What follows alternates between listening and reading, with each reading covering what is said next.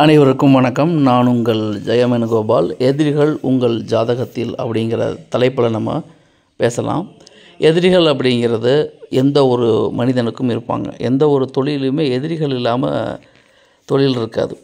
இப்போது சில பேர்த்தில் பார்த்திங்கன்னா எதிரிகள் கை ஓங்கியிருக்கும், சில பேர்த்தில் பார்த்திங்கன்னா ஜாதகர் கை ஓங்கியிருக்கும். அப்போது இதை எப்படி தெரிஞ்சுக்கிறது, நம்ம ஜாதகத்தில் எதிரிகள் எப்படி இருப்பாங்க அப்படின்னு பார்க்குறதுக்கு, லக்னம் அப்படிங்கிறது ஜாதகரை குறிக்கும், 6ஆம் அதிபதி அப்படிங்கிறது எதிரிகளை குறிக்கும், 6ஆம் இடம் எதிரிகளை குறிக்கும்.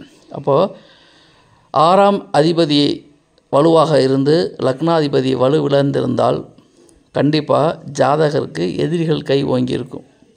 ஏன்னா லக்னாதிபதிங்கிற ஜாதகர் பலவீனமாயிட்டார், 6ஆம் இடம் அப்படின்னு சொல்கிற எதிரிகள் பலமாயிட்டா ஒரு ஜாதகத்தில் எதிரிகள் தொல்லை ஜாதகருக்கு இருக்கும்.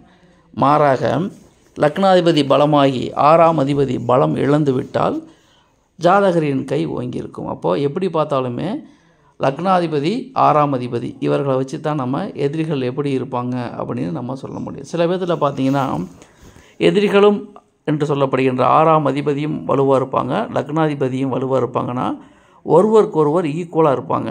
எந்த பிரச்சனையும் இல்லாமல் இவர் எந்த பிரச்சனை பண்ணாலும் அவர் சமாளிக்கக்கூடிய ஆற்றல் சம பலம் பொருந்திய இரு நபர்கள் அப்படின்னு நம்ம எடுத்துக்கலாம். அப்போது எதிரிகள் இல்லாமல் எந்த ஒரு துறையிலும் வளர முடியாது.